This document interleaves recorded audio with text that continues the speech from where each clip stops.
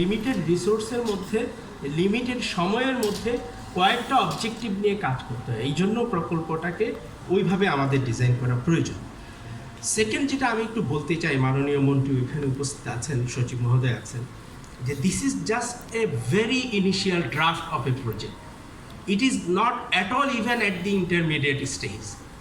আমরা ইসি4 যে প্রকল্প থেকে ম্যান্ডেট আছে যে পরবর্তীতে এই যে এক্সপোর্ট ডাইভার্সিফিকেশনের কথা আমরা বলতে থাকছি, আমাদের একজন অংশগ্রহণকারী চমৎকারভাবে বলেছেন 40 বছর ধরে আমরা একই কথা শুনছি। 40 বছর ধরে একই রবীন্দ্রসঙ্গীত শুনতে সবার ভালো লাগবে না, এটাকে আপনার রিকগনাইজ করতে হবে। একই রবীন্দ্রসঙ্গীত 40 বছর ধরে শুনলে সবার সমান ভালো লাগবে না। বাট প্রবলেমটা হচ্ছে যে আমরা এইখানটায় যেটা ডায়াগনোসিস করার চেষ্টা করেছি যে কেন গত 40 বছরে এই ডাইভার্সিফিকেশনটা হয়, তাহলে আমাদের ইন্টারভেনশন বা পলিসি লেভেলে কি কোনো ঘাটতি ছিল কিনা সেটা চিহ্নিত করা। এবং এই জিনিসটা যদি আমরা চিহ্নিত করতে না থাকি তাহলে কিন্তু আগামী 40 বছরও আমাকে সামনে যাওয়ার কোনো সুযোগ হয়তো তৈরি হবে না। সো এই জিনিসগুলো একটু রাখা দরকার। থার্ড যে পয়েন্টটা বলতে চাই, আজকে যে প্রকল্প প্রস্তাবনা নিয়ে ইনিশিয়াল আলোচনাটা হলো, আমি এটাকে বারবার ইনিশিয়াল বলছি, we have at least 12 months in hand to get this project be approve and get the final shape. সুতরাং আজকের আলোচনা থেকেই সমস্ত প্রকল্পের একেবারে পূর্ণাঙ্গ কাঠামোটা তৈরি হবে সেটা আসলে আশা করা ঠিক না। আমি যে জিনিসটার উপরে জোর দিতে চাই সেটা হলো দি beauty of today's presentation is that এটা একটা মিসিং লিঙ্ককে অ্যাড্রেস করছে। আমরা সাধারণত বাংলাদেশে দেখি যে একটা প্রকল্প শেষ হয়ে গেলে এভরিথিং ইজ লস্ট, আরেকবার নতুন একটা জায়গা থেকে জিরো থেকে শুরু করতে হয়।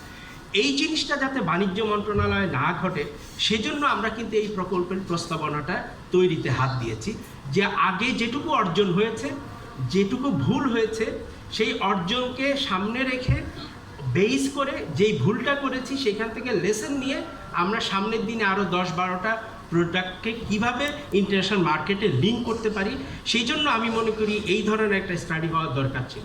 আরেকটা প্রকল্প এসি রুমে বসে ডেস্কে বসে তৈরি করা যায়। This is the one project if we can get the approval from the planning commission, আমি জোরের সাথে বলতে পারি রিসার্চ বেসড, এভিডেন্স বেসড একটা প্রজেক্ট হতে যাচ্ছে। It is not something we have done in a AC room, sitting in a chair with a laptop. Rather, এখানে extensive research হয়েছে, ম্যাথামেটিক্যাল মডেল দিয়ে অ্যানালিসিস করা হয়েছে এবং দেখার চেষ্টা করা হয়েছে কোন সেক্টরকে কিভাবে ইন্টারভেন করলে ইন্টারন্যাশনাল মার্কেটে, এবং অনেকে ব্র্যান্ডিংয়ের কথা বলেছেন, মার্কেট লিঙ্কেজের কথা বলছেন। All these are in this project document. আমরা হয়তো আজকে এই অল্প সময়ে সমস্ত ডিটেলটা দেখতে পারিনি। এখানে গ্যাপ অ্যানালিসিস করা হয়েছে কয়েকটা সেক্টরের বেলায়। আমি আরেকটা কথা একটু না বলে পারছি না, সেটা হলো দেখেন, একটা প্রকল্প বাস্তবায়নের সবচেয়ে বড় চ্যালেঞ্জ হলো পুরোপুরি বাস্তবায়ন হয় না। বাংলাদেশের অভিজ্ঞতায় আপনারা যদি গত 30 বছরের ডেটা দেখেন, এডিপি ইমপ্লিমেন্টেশন অ্যাকচুয়াল বাজেট যেটা হয় তার 70 to 75%, ইভেন লেস। আমরা জেনারেলি যেটা দেখি, আমরা দেখি রিভাইজড এডিপির 80 to 85% বা 90% ইমপ্লিমেন্টেশন হয়। এখন এই জায়গাটা আমি মনে করছি যে এই প্রকল্পে একটা জোর দেওয়া উচিত, প্রজেক্ট ম্যানেজমেন্ট ইউনিট বা প্রজেক্ট ইমপ্লিমেন্টেশন ইউনিট এমনভাবে হবে ডেডিকেটেড একটা টিম থাকবে। ইট ইজ নট দ্যাট একজন অফিসার আজকে বদলি হয়ে গেল, কালকে আরেকজন আসলো। It is not that ministry of public administration থেকে ফুল টাইম পিডি দেওয়া হলো না, মিনিস্ট্রি থেকে একজনকে অতিরিক্ত দায়িত্ব দেওয়া হলো। আমরা চাই এই প্রজেক্ট ম্যানেজমেন্ট ইউনিটটা এমনভাবে তৈরি হোক যেখানে ডেডিকেটেড একটা টিম ডে 1 থেকে আপনার প্রজেক্ট বাস্তবায়নের শেষ দিন পর্যন্ত দায়িত্ব পালন করবে এবং তারা এই প্রকল্প বাস্তবায়নের কাজ। Sorry, I probably being very long, but there are lot other points in my mind. আমি প্রজেক্ট টিম যারা এখানে রিসার্চ করেছে, আমার যদি সুযোগ থাকে অফকোর্স আমরা সেক্টর ওয়াইজ আমার যে সমস্ত নোটস আমি এখানে আজকে নিয়েছি সেগুলো আমি শেয়ার করব। বাট যে কথাটা বলে শেষ করতে চাই সেটা হলো যে এইখানে একটা ওনারশিপের উপরে জোর দেওয়া হচ্ছে। এই কথাটা আমাদের অডিয়েন্সে আমি দু একজনের কথা শুনে মনে হলো যে আমরা will do something which is not going to be owned by that particular sector. বরং আমরা এই প্রজেক্টের মডালিটিটাকে এইখানটায় জোর দিয়েছি, যেখানে আমাদের প্রেজেন্টার বলেছেন যে আমরা কিছু কমন ফ্যাসিলিটি সেন্টার অথবা কিছু ল্যাব টেস্টিং ফ্যাসিলিটিস অথবা কিছু কাজ করব যেইগুলো আমরা ওনারশিপ দিতে চাই অ্যাসোসিয়েশনের কাছে, যেগুলো আমরা ওনারশিপ দিতে চাই সেক্টরের কাছে, যাতে এটা বলতে না হয় প্রজেক্ট শেষ, মিনিস্ট্রি অফ কমার্স নাই, ইপিবি নাই, দেখারও কেউ নাই।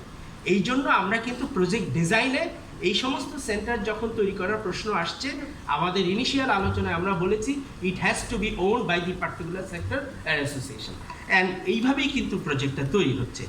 সবশেষে আমি যেটা বলতে চাই যে দেখেন EC4 যেতে কিছু আনফিনিশড টাস্ক আছে, সেই আনফিনিশড টাস্কের মধ্যে এখন যদি আমি উল্লেখ করি, 2টা টেকনোলজি সেন্টারে আমরা ভৌত অবকাঠামো করেছি, but we could not procure the machineries and equipment.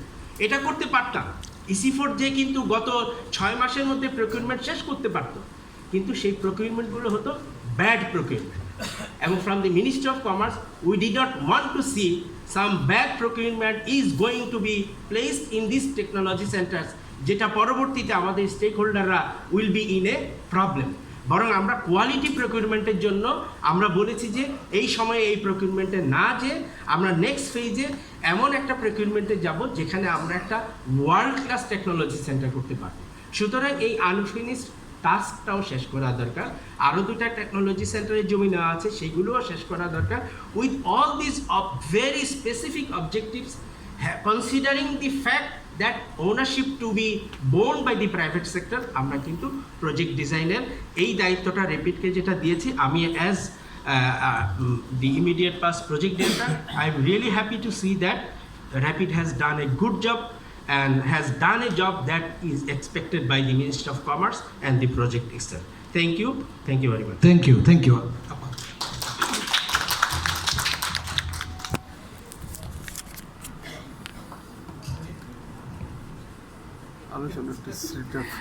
ধন্যবাদ। আমার মনে হয় অনেক লম্বা ডিসকাশন হয়েছে, অনেকগুলি পয়েন্ট উঠে এসে